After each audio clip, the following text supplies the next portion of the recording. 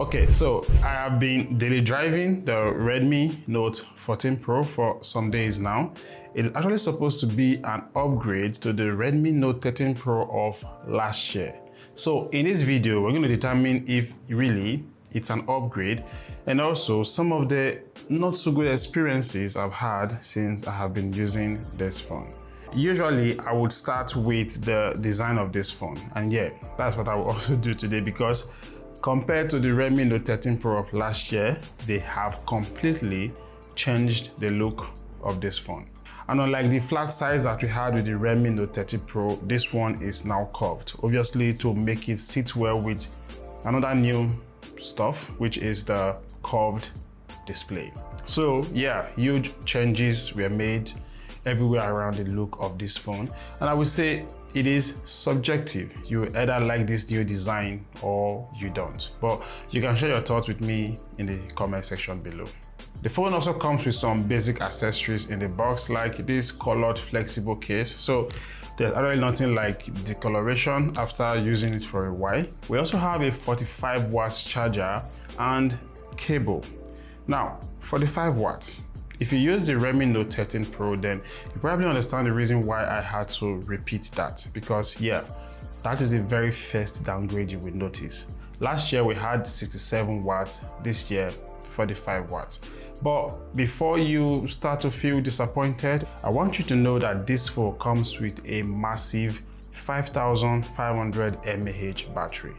So that's more than makes up for it, I think, because personally I would always prefer a bigger battery to a faster charging. And I must say the battery life of this phone is superb. It's splendid. Like, since I charged it to 100%, which took around 1 hour 15 minutes by the way, then I downloaded all of the applications I'm going to need on this phone to test it out, and after which we took it out to test the cameras. Meanwhile, my friend here in the studio, his phone is crashed, so he was practically using the phone all through yesterday. Do you know that we came back with still 64% battery power? Which is very good, and I really hope that more smartphone manufacturers get to really copy this, because everybody would want bigger batteries in their smartphones. Now, from the get-go, what I really found satisfying with this phone has to be the dual stereo speakers. They sound really good, irrespective of the volume you are listening with. I actually listened to a 2 hours podcast with it, and it was certainly good. And also, even though there are no headphones in the box, there's actually the headphone jack that you can use if you have headphones that still uses wires. Now, for the SIM card tray, it is hybrid. I'm sure you know what that means. And yeah, you can expand this storage up to 1 terabyte. My unit comes with 8 gigs of RAM and 256 gigs of internal storage.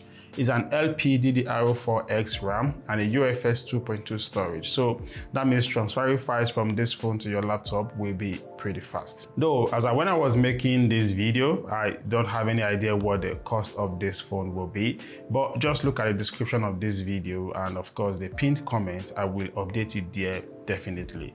You may not like the switch from flat display to curved display, which is fine. Everybody gets to know what they like and what they don't. But what you will definitely like are the tiny upgrades that were made to make this display better than what we had in the Redmi Note 13 Pro. It's still a 6.67 inches AMOLED screen with 1080p resolution and a refresh rate that can go up as high as 120 Hz, which you can set to 60 Hz for lower impact on your battery life, or you can just leave it at auto to allow the phone determine the best refresh rate for whatever it is you are doing. But two things that makes the display better than the Redmi Note 13 Pro has to be the brighter screen brightness.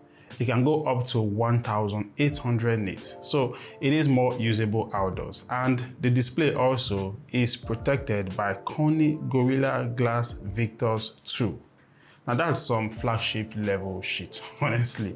It is a delight to watch video content on this phone. I can assure you that colors are pretty sharp and vibrant, and YouTube videos can go as high as 2K resolution.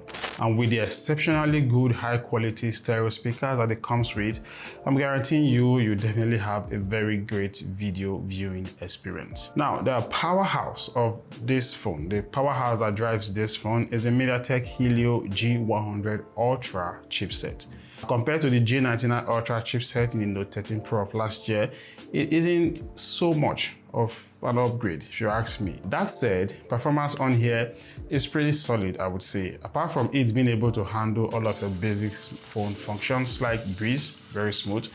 Your favorite high graphics games like Call of Duty Mobile and the rest will play smoothly, but on medium graphics. I played my own as Fat9 on this phone countless times, and yeah, the gameplay was pretty smooth. Extensive gameplay may lead to a bit of overheating, but it never really got to that point where I would say, yeah, I was worried. And trust me, my friend played a lot of games with this phone. For the geek and the tech guys out there, these are the benchmark scores. You can do whatever it is you want with them. Software-wise, we get Android 14 along with HyperOS version 1 out of the box.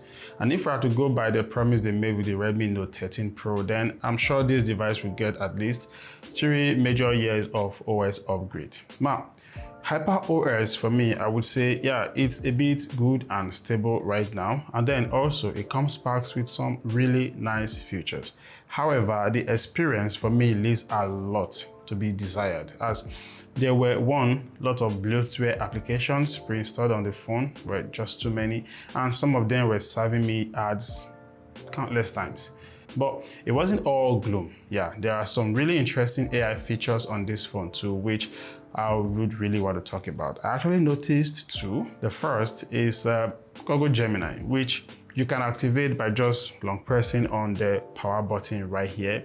And then you can, let's say, take a picture or point it at the subject, take a picture, and it will analyze it for you and give you all the information you need about that picture. The second AI feature is in the camera of this phone. So why don't we just talk about the cameras? Just like the last generation, the Redmi Note 13 Pro, we get the same 200 megapixel main camera along with an 8 megapixel ultra wide camera and a 2 megapixel macro lens. This other one right here is a flashlight.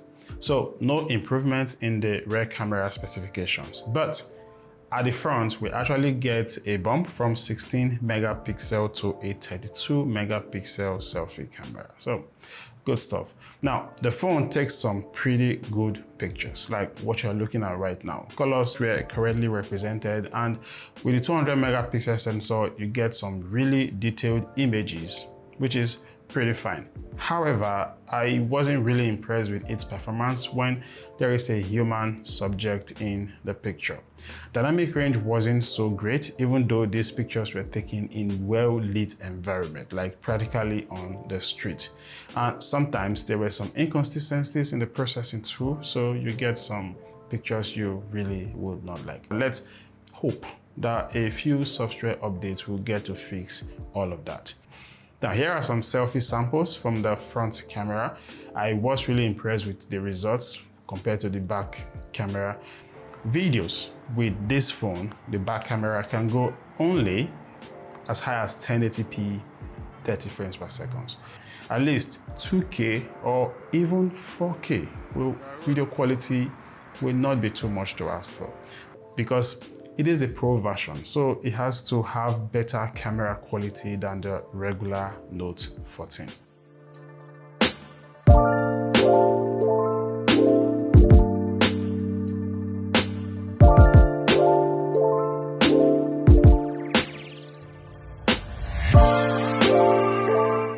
Now, let's talk about that remaining AI feature I talked about, which I said you can find in the gallery app of this phone.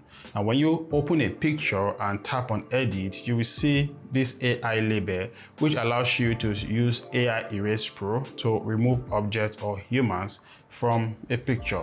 Not a new feature, but we're glad we now have it in phones like the Redmi Note 14 Pro. The third feature that I saw in their website is called image expansion. And unfortunately, they said it hasn't come. It will be coming by January 31st through an over-the-air upgrade or thereabout. So fingers crossed, let's hope we get that. So yeah, quite a lengthy one, but that's pretty much everything you need to know about the Redmi Note 14 Pro 4G. Now, what are my final thoughts? I would say great phone, but not overall.